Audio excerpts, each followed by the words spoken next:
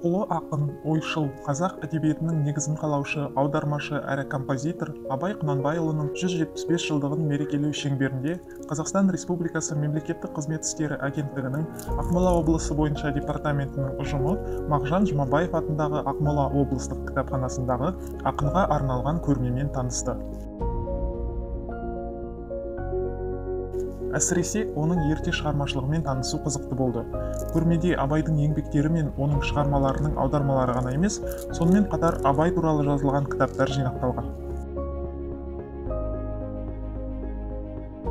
Абайдың еңбектері ағылшын, неміс, араб және қытай тілдеріне аударылған.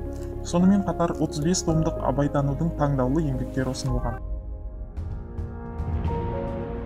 Экскурсия барысында мемлекеттік қызметкерлер өздері оқыған Абайдың шығармаларынан алған әсерлерімен бөлісті.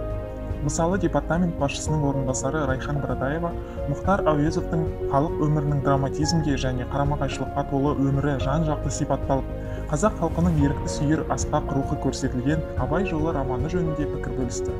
Жалпы іс-шара мемлекеттік қызметкерлерге көрнекті ғалым туралы танымдарын кеңейтуге, өздігінен белгілі бір қорытынды жасауға мүмкіндік берді.